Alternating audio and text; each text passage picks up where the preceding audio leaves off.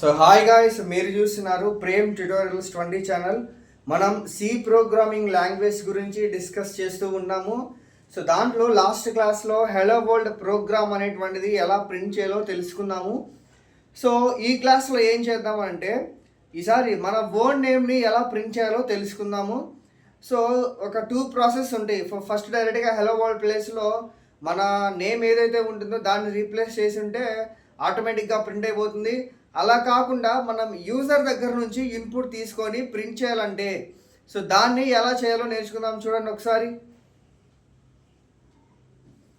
First ఇక్కడ ఏంటంటే write ఏ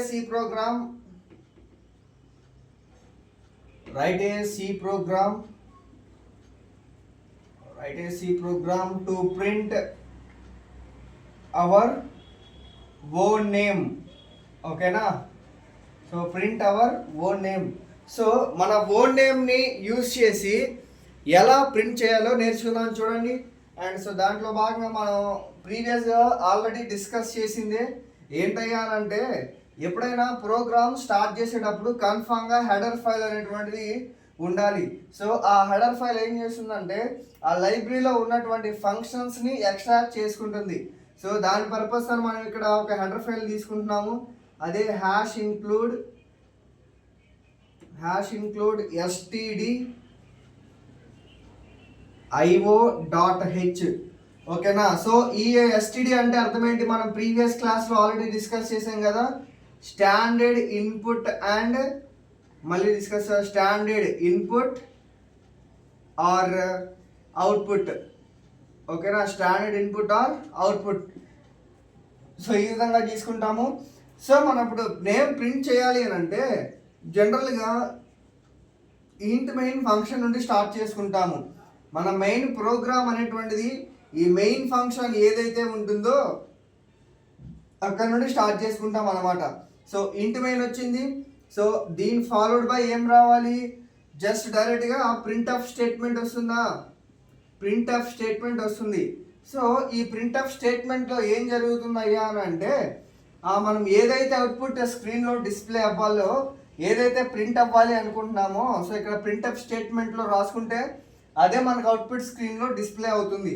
so printf statement ఎప్పుడు కూడాను ఇలా ఇన్వర్టెడ్ కామాస్ మధ్యలోనే రాయాలి. సో డైరెక్ట్ ఇక్కడ ఏంటంటే my name is something. So Prem కదా. సో ప్రేమ్ అని ఇచ్చేసామంటే ఆటోమేటిక్గా ప్రింట్ఎఫ్ స్టేట్మెంట్లో అవుట్పుట్ స్టేట్మెంట్లో ఇది ప్రింట్ అవుతుంది. డైరెక్ట్గా ఇక్కడ ఇంట్ మెయిన్ యూజ్ చేసాం కాబట్టి సో ఇంట్ అంటే ఇంటీజర్ అనమాట. ఆ ఇంటీజర్ వాల్యూ అనేటువంటిది సమ్ వాల్యూని రిటర్న్ చేస్తుంది. సో కన్ఫామ్గా మనం ప్రోగ్రామ్ అనేటువంటిది ఇక్కడతో ఎండ్ అయిపోయింది అని తెలియాలి అని అంటే ఇక్కడ రిటర్న్ టు 0 పెట్టుకోవాలి. సో అప్పుడు ఆ యొక్క కంపైలర్కి తెలిసిపోతుంది సో ప్రోగ్రామ్ అనేటువంటిది ఇక్కడతో ఎండ్ అయిపోతుంది అని.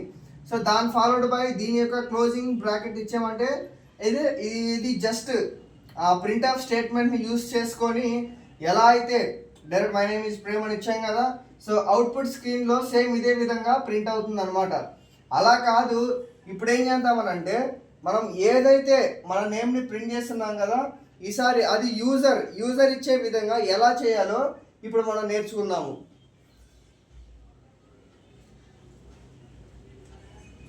సో యాస్టీస్గా ఇదంతా తీసేద్దాము. So int main function. So ఇక్కడ print your own name using printf and scanf statements. printf and scanf. ఓకేనా? సో వీటిని యూజ్ చేసి ఎలా చేయాలో నేర్చుకుందాం అనమాట. సేమ్ యాస్టీస్గా హ్యాష్ ఇంక్లూడ్ stdio.h ఉంటుంది. ఇంట్ మెయిన్ ఫంక్షన్ ఉంటుంది. ఇక్కడ ఏం చేయాలంటే ఇక్కడ ఈ ప్లేస్లో మనకు డిక్లరేషన్ ఇవ్వాలి.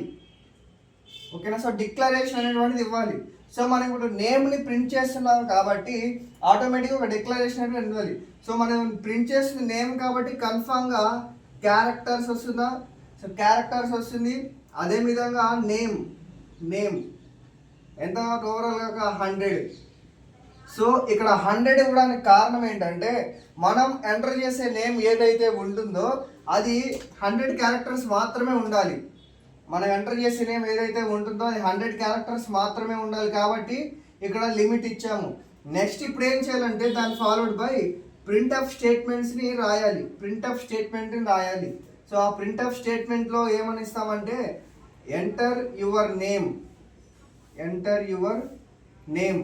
సో ఈ విధంగా ఇస్తాము. సో మీరు జాగ్రత్తగా అబ్జర్వ్ చేసుకుంటే మనం ప్రింట్ఎఫ్ స్టేట్మెంట్ అదేవిధంగా ఏ స్టేట్మెంట్ అయితే ఉంటుందో రెండు కూడాను ఇన్వర్టెడ్ కామాస్లో మాత్రమే రాయాలి.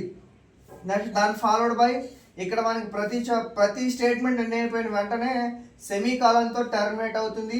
నెక్స్ట్ ఇలా ఇచ్చాం కదా, మనం దీన్ని రీడ్ చేయాలి. సో అలా రీడ్ చేయాలి అని అంటే మనం స్కాన్ఎఫ్ స్టేట్మెంట్స్ని యూజ్ చేసుకోవాలి. ఎందుకని స్కాన్ఎఫ్ స్టేట్మెంట్స్ని? మనం యూజర్ దగ్గర నుంచి డేటాని రీడ్ చేస్తున్నాం కాబట్టి సో ఆ స్కాన్ఎఫ్ స్టేట్మెంట్ యూజ్ చేసుకోవాలి. సో పర్సంటేజ్ ఎస్ అంటే మనకు క్లియర్గా ఈ ఎస్ అంటే స్ట్రింగ్ అనమాట. సో మనకి నేమ్ ఎప్పుడు కూడాను స్ట్రింగ్ ఫార్మాట్లో ఉంటుంది కాబట్టి పర్సంటేజ్ ఎస్ని యూజ్ చేస్తాము. అదేవిధంగా మనకి ఇక్కడ నేమ్ అనేది ఉంటుంది కదా, యాంపర్సెంట్ నేమ్ అనమాట. యాంపర్సెంట్ నేము సేమ్ అదేవిధంగా terminated with semi colon. So మనం జాగ్రత్తగా అబ్జర్వ్ చేసుకుంటే ఈ యాంపర్సెంట్ నేమ్ అనేటువంటిది ఎందుకు పెట్టాలంటే నేమ్ అనేటువంటిది ఇక్కడ నుంచి ఎక్స్ట్రాక్ట్ చేస్తుంది. ఈ నేమ్ నుండి ఎక్స్ట్రాక్ట్ చేస్తుంది కాబట్టి మనము ఇక్కడ నుంచి తీసుకోవాలన్నమాట. నెక్స్ట్ దాన్ని ఫాలోడ్ బై ఇప్పుడు ఏం చేయాలంటే మళ్ళీ అగైన్ ప్రింట్ఎఫ్ స్టేట్మెంట్ తీసుకోవాలి. సో ఆ ప్రింట్ఎఫ్ స్టేట్మెంట్ ఏం ఇండికేట్ చేస్తుందంటే మై నేమ్ ఈజ్, ఓకేనా, మన అవుట్పుట్ లేదు. మై నేమ్ ఈజ్ ఏదైతే ఉంటుందో పర్సంటేజ్ ఎస్ అంటే డేటాని మనకి ఇక్కడ నుంచి ఎక్స్ట్రాక్ట్ చేస్తుంది, ఓకేనా. సో పర్సంటేజ్ ఎస్ నేమ్, ఓకేనా. సో అప్పుడు ఈ విధంగా నేమ్ అంటే ఈ నేమ్ అనేటువంటిది ఇక్కడ నుండి ఎక్స్ట్రాక్ట్ చేస్తుంది. సేమ్ అదేవిధంగా పర్సంటేజ్ ఎస్ అంటే స్ట్రింగ్ కాబట్టి ఆ స్ట్రింగ్ అంటే మనం ఇచ్చేటువంటి యూజర్కి ఏదైతే ఇస్తామో ఏ ఫార్మాట్ తెలియడం కోసం ఈ యొక్క పర్సంటేజ్ ఎస్. అదే మనకి ఇంటీజర్ వాల్యూ కావాలి అని అంటే పర్సంటేజ్ డి పెట్టుకుంటాము. సో అదేవిధంగా ఇప్పుడు స్ట్రింగ్ ఫార్మాట్ నేమ్ అనేటువంటిది స్ట్రింగ్ ఫార్మాట్లో ఉంటుంది కాబట్టి ఆటోమేటిక్గా మనం ఇక్కడ పర్సంటేజ్ ఎస్ పెట్టుకుంటాము. నెక్స్ట్ ఆటోమేటిక్గా ఇక్కడ ఇంట్ ఫంక్షన్. సో ప్రోగ్రామ్ అయితే ఇది. సో ఇప్పుడు ఏమవుతుందంటే ఇంట్ పెట్టుకున్నాం కాబట్టి సో ప్రోగ్రామ్ అనేటువంటి ఇంటీజర్ వాల్యూలో ఉంటుంది కదా. సో అప్పుడు ఇంటీజర్ అనేటువంటి మెయిన్ ఫంక్షన్ యూజ్ చేసాం కాబట్టి ఆటోమేటిక్గా ఈ యొక్క ఇంటీజర్ ఫంక్షన్ అనేటువంటిది సమ్ వాల్యూని రిటర్న్ చేస్తుంది. సో అలాంటప్పుడు మనం రిటర్న్ టు 0 పెట్టామనుకోండి మన ప్రోగ్రామ్ అనేటువంటిది ఇక్కడితోటి ఎండ్ అయిపోతుందని కంపైలర్కి అర్థమవుతుంది అనమాట.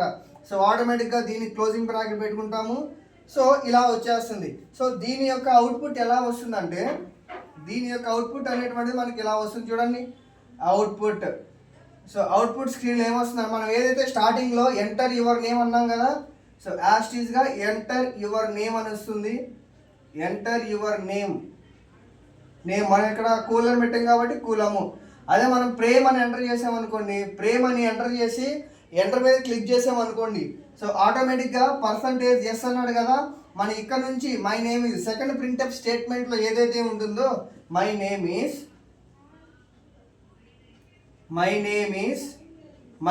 ఇక్కడ పర్సంటేజ్ ఎన్ అన్నాం కాబట్టి పర్సంటేజ్ ఎస్ అన్నాం కాబట్టి ఎస్ అనేటువంటిది స్ట్రింగ్ వాల్యూ. సో ఈ స్ట్రింగ్ వాల్యూ అనేది మనకి ఇక్కడ నేమ్ నుంచి ఎక్స్ట్రాక్ట్ అవుతుంది. మనం ఎక్కడైతే ఏదైతే ఇచ్చామో సో ఇక్కడ నుంచి ఎక్స్ట్రాక్ట్ అయిపోయి మై నేమ్ ఈజ్ మనం ఏ నేమ్ అయితే కొట్టామో ఆటోమేటిక్గా ఆ నేమ్ అనేటువంటిది ఇలా ప్రింట్ అవుతుంది. సో ఇదేగా చాలా ఈజీగా ఉంటుంది నేర్చుకోవడం అనేటువంటిది. సో మీరు ఏమాత్రం టెన్షన్ పడకుండా సో 1 by 1 జాగ్రత్తగా మనం ప్రీవియస్ వీడియోలో ఆల్రెడీ హలో వరల్డ్ ప్రోగ్రామ్ ఎలా ప్రింట్ చేయాలో నేర్చుకున్నాము. సో ఈ క్లాస్లో మనము write a C program to print our word name using printf and scanf statements. Same అదేవిధంగా మన నేమ్ని యూజర్ ఇన్పుట్ దగ్గర నుంచి తీసుకొని ఎలా ప్రింట్ చేయాలో నేర్చుకున్నాము. సో ప్రోగ్రామ్ అయితే ఇలానే ఉంటుంది. సో ఇక్కడితో మన ప్రోగ్రామ్ అనేటువంటిది ఎండ్ అయిపోతుంది.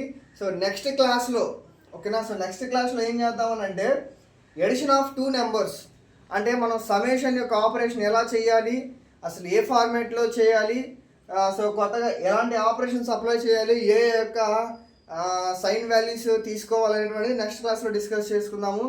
సో క్లాస్ అయితే ఈరోజు ఇదే class. For more videos don't forget to like, share and subscribe to our channel and thanks for watching.